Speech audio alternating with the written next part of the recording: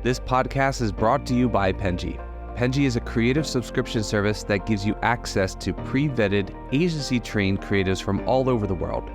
From graphic design to illustrations to social media management and web development, it's all included for one monthly price. It's time to say goodbye to the hassle of searching for top-notch creative talent. With Penji, you get quality and consistency delivered right to your inbox every day, carefully crafted for you by humans. So meet your new creative team today. Head over to penji.co for more and enter the coupon code located within the podcast show notes.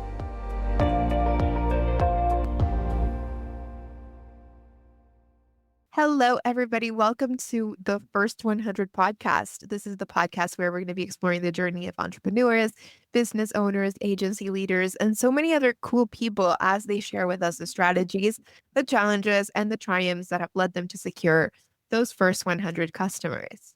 I'm very excited today because we have a great guest, Igor Dubov. Hi, Dubov. I'm sorry, I don't know how to actually pronounce that. Yes, it's right. Definitely okay. And hi, Igor. How are you? Doing great. Maybe kind of tired because it was an impressive year, honestly, but it's okay. I am waiting for a holidays. Also. You don't have vacations? At the time of filming, it's December 26th right now for people. So... This is not going to go live right now, but it's the holidays right now. Have you had any vacations or anything? I'm going to have the next week, the whole next week. I'm going to rest, just be at home, have friends, some parties in a row, I guess. So this kind of stuff. Maybe some ski. I'm not sure because of snow. Not enough snow around me. Where are you living right now? I'm living right now in Serbia, near the Belgrade. It's close to Alps, but in this area, it's not enough. Cold, right? The second day is very cold. I mean, it's around +1. Oh.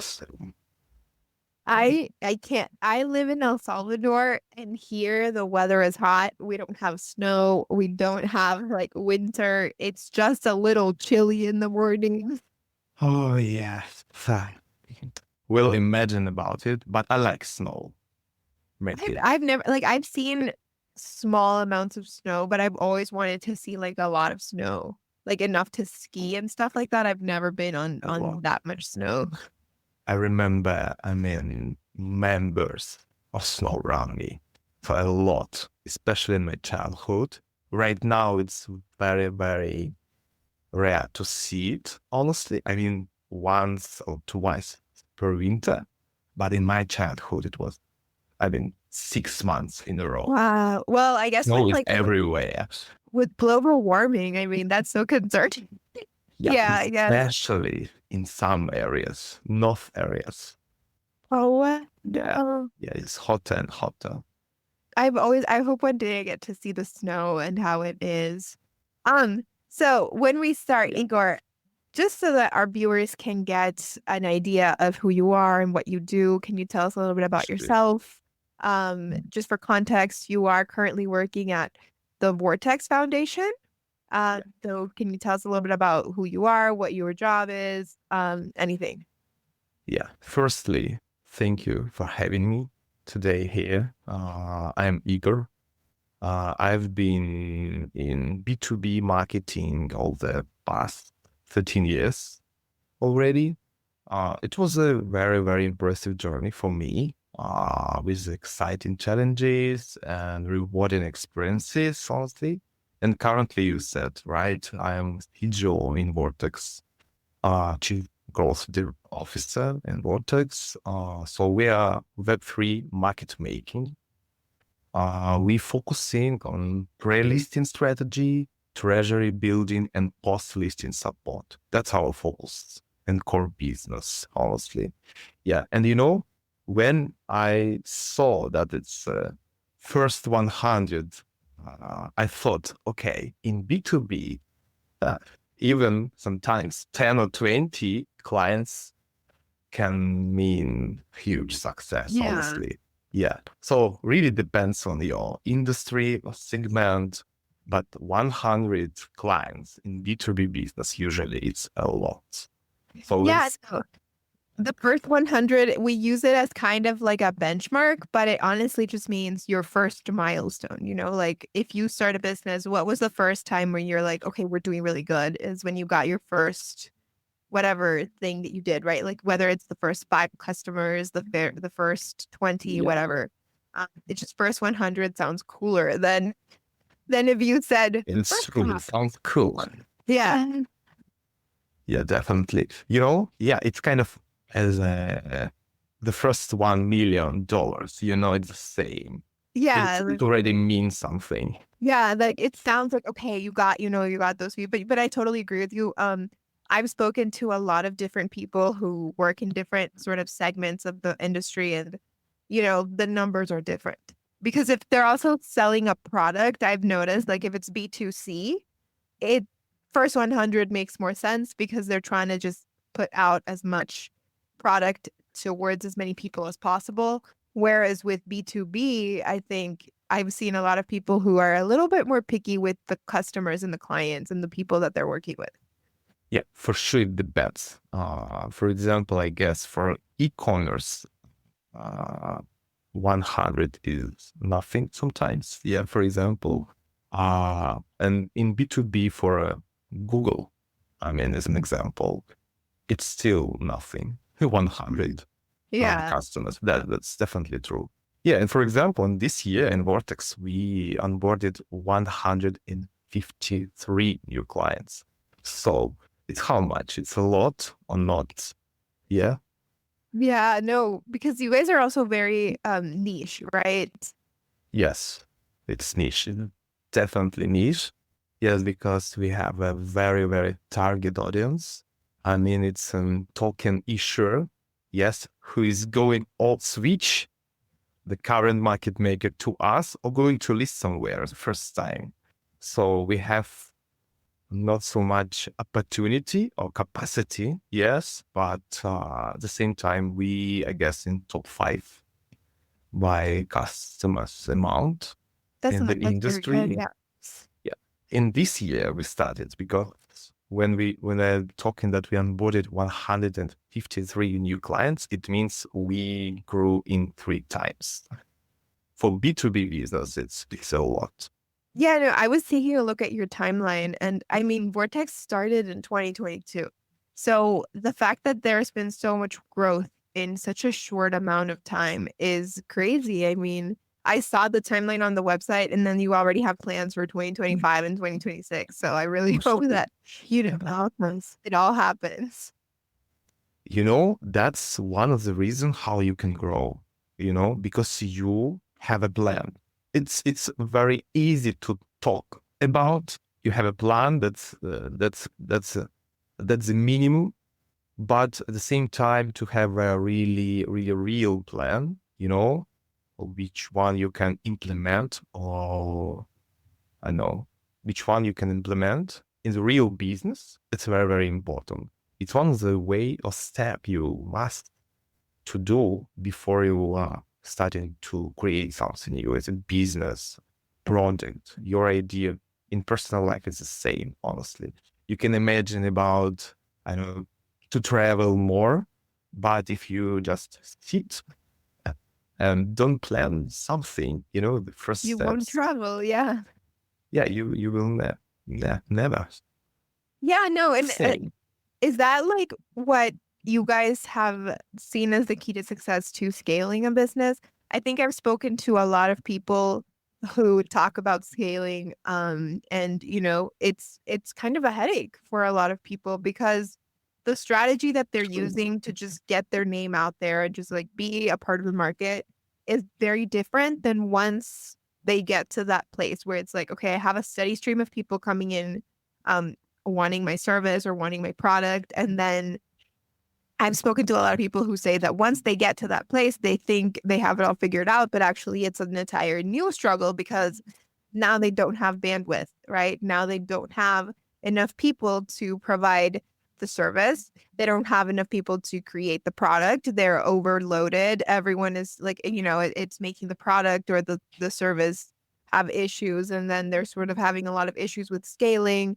It can be overwhelming. And I think it's like a huge hurdle for a lot of people who are young business owners or very new entrepreneurs who are sort of trying to get big, but there's no plan for when they actually do get big.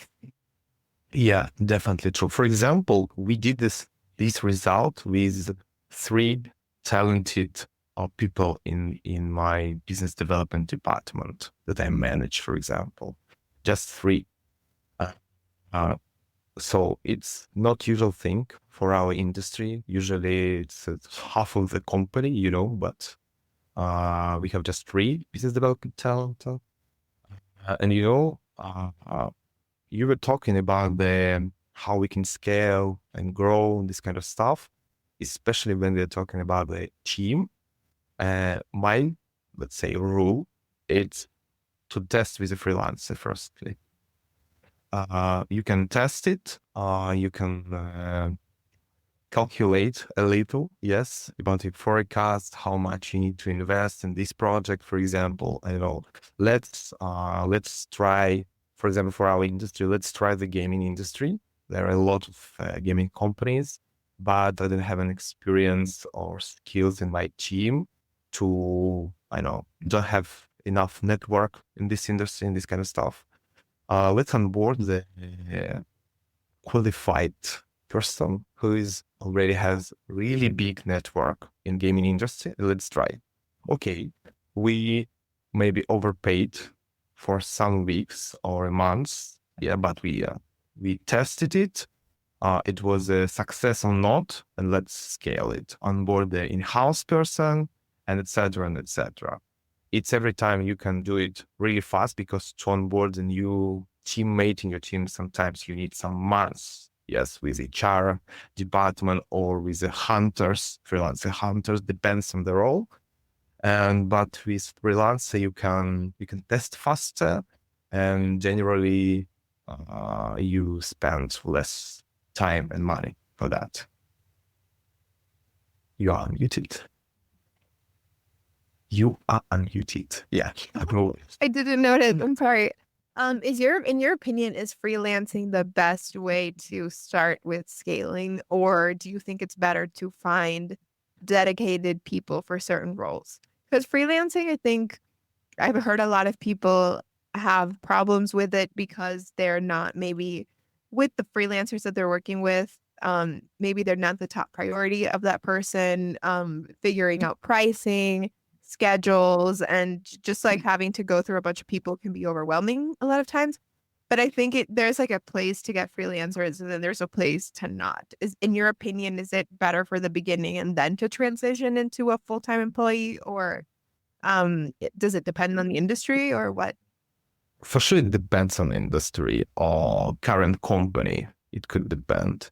But with freelancers, you can test faster. That's a very important point I want to share. Firstly, for example, let's take an example. Just in my experience, business development managers, you can onboard freelancers every time. You can test. You can, for example, pay twice more percentage by the deal, yes, but you can test it because don't spend a lot of time to invest in knowledge, invest in onboarding process, because you need to have 2 months minimum to onboard the talent, yeah, in-house. With freelancer, you can do it faster, but again, depends on task, depends on company, depends on industry. For example, in some interesting referral programs works very, very good. But again, what does it mean, referral program? For example, you onboard freelancers, you create the process very clear, transparent for all of them, and then you can have a success. Yes, or you can onboard the in-house team, or you can onboard agency, or you can onboard new team in-house. It's every time depends your task, Because, for example, in marketing, usually, for example, SEO, why you need to onboard it in-house? Freelancer, or it could be agency, for example, but it's freelance. As a freelancer, yes, they're more efficient because they have skills in one very, very tiny domain in niche. Yes, you have no time or anything else to improve you in SEO.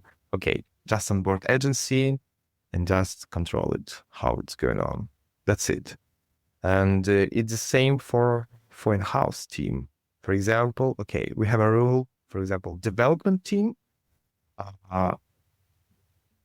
must be in-house team. I mean, yes. But for example, marketing team, business development team, maybe trading team, maybe, for example, we onboarded the freelance team for AI for half of the year, who really interesting, really understand the data science generally, but onboard this team, five data scientists in-house, it's so expensive, honestly. Much cheaper to onboard them as a freelance team.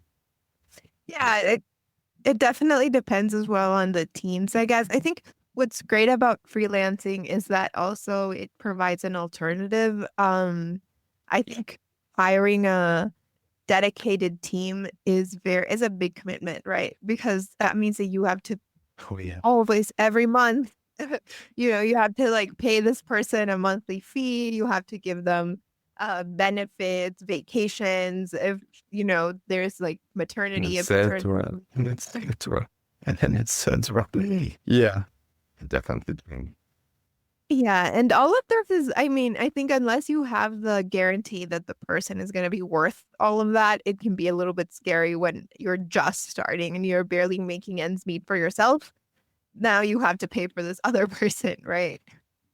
Yeah, but you know it's, for example, when you are a founder or co-founder of all the projects, you need to split the role. For example, you are 3 co-founders. You must have the 3 different roles, and you cannot to onboard CEO or CFO, depends on business. It must be co-founders. You're in the beginning, yes, because if some of co-founders will have the CEO except him, it means that he will have more time and he will control business more and more in the beginning. For example, the first 1 year or 2 years, it could be a very good decision. And after that, you can onboard the person versus you can do the same. Yeah. I mean, you can onboard new CEO because you don't have enough time already for strategy. Yes, you can keep your time, and etc. Because in the beginning, it's impossible, or you will have disbalance, very big disbalance, in the C-level team, and it's not okay. But for example, what you can do manually, you definitely can outsource it. Let's say that it doesn't matter generally. It could be in-house team or freelance team. If you can task well, doesn't matter. Yeah, I think like, just like having someone that you can rely on and being able to also give the right instructions, like you said. I've actually spoken to a person who told me that they had found a pretty good team for themselves, but it was really complicated for them to actually figure out how to work with them because they had never been a boss before. For example, Yeah. firstly, for me, you need to write, on the paper, all processes you can imagine. You need to implement it, deploy it, test it again. Yes, how much time your team will spend on it, and etc. How you can optimize it, and etc. Is in the terminal process. Yes, but firstly, you need to write for the team how you imagine they need to work. You need to explain how your I don't know, how you're waiting waiting for them? I mean, what exactly are you waiting for? What do you Yes, I want? mean, yes. I know some templates, for example, or the process. I mean, generally process. It's very clear for everyone in my team. What are you waiting for?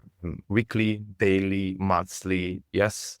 And if you have a smart or clever team, or I know some people, smart people in the team, they every time can feedback you that okay, we can optimize it. It could be better. Okay, let's onboard some tools, and we keep, I know, 10 hours weekly, for example. But you need to create this atmosphere in your team when your teammates can share our feedback, everything to you. I mean, that's the reason. And it's okay for freelancers, for example. Freelancers usually more open to feedback you, you know, and it's okay. Very good sometimes. Yeah, obviously because I think with freelancers, they're not worried about losing their job. Whereas Yeah. like when like a part of the team is like, oh, I don't know if this is gonna rub him the wrong way. Yeah, for sure. I know. For example, my girlfriend working data industry, and for example, in auto industry right now, a lot of companies as a Volkswagen, Tesla, I don't know, General Motors, they share it and split the task between them. I mean, in industry generally, for in-house team and for freelance team, and who can fix it faster than both in-house. That's it. And it's cheaper, faster, and etc., etc., and etc. again. But they have some value when they organize the process like that. And it's definitely okay. Yeah. Because not every time your in-house team is faster. Yeah, it's like sometimes it helps to just look outside. There's always amazing people also who can just do things better than you can. And I think that's like a huge growth for a lot of business owners. I've spoken to them who tell me just like, like I realized I was so good at making my product, but I was terrible at marketing. And then I found someone who was really good at marketing, right? Yeah, definitely true. But at the same time, I agree with you, for example, how I onboard the first 100 clients this year. For sure, I onboarded the in-house team firstly, yes, who can present us as a brand, as a business. They know us deeply than freelancers, yes, but they can work as a team with freelancer. For example, for lead generation, it could be freelancer, but close deals, yes, or share some proposals, trading strategy. It's every time in-house team, yes. So really depends, and you never, for example, I know you will never agree when your freelancer will represent you in some events. It's every time will be in-house too, for example. Yeah. Yes, and you understand it. Why? Yes, every time. Yeah, for sure. It totally depends on what you're doing as well, like you said. Now, Yeah. Igor, we're almost out of time, but I do have a fun game prepared for us today. Okay. I will Which one? read 20 questions in 1 minute. So let me just put my phone, I'm going to put a Yes. timer. They are not questions about work, about marketing. They're not questions about anything like that. They are just fun. And we're going to see how many you can get. The person with the most, like nobody has been able to say all 20 questions in 1 minute. I had one person who did 16. Okay. Let me see if you can do more than that. We can start. Let me just set it up. Okay. Coffee or tea? Coffee. Early bird or night owl? Early bird for me. Yeah, every time. Every day. Favorite social media platform? Twitter. Go-to karaoke song?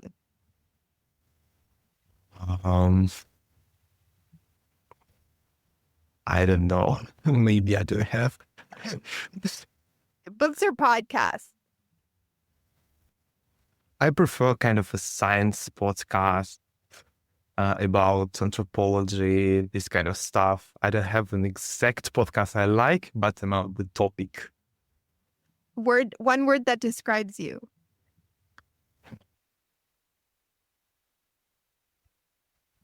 Thinking.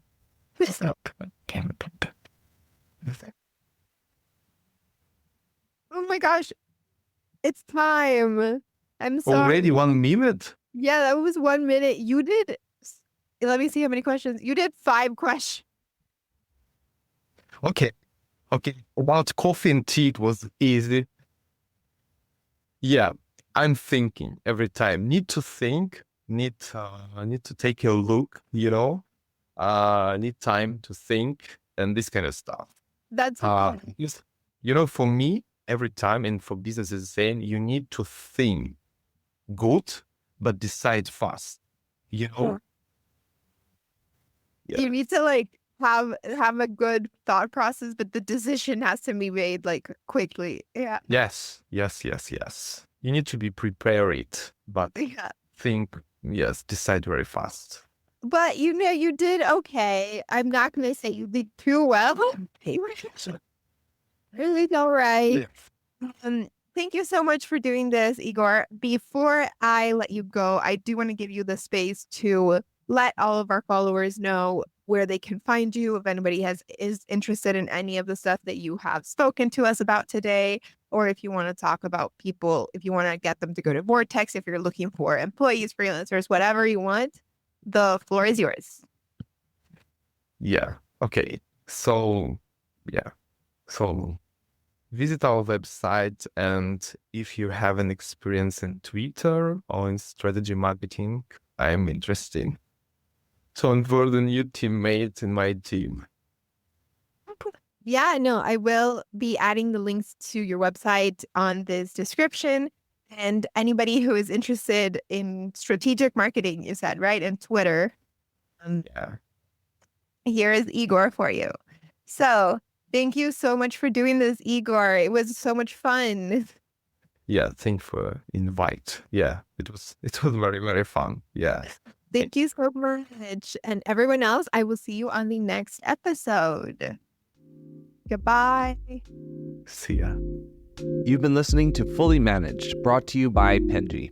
Check out the show notes to learn more about today's guest, and to learn more about Penji, the human-first creative subscription service, head over to penji.co. And by the way, if you're still listening, it would mean the absolute world to us if you were to share this podcast with a friend, and of course, subscribe.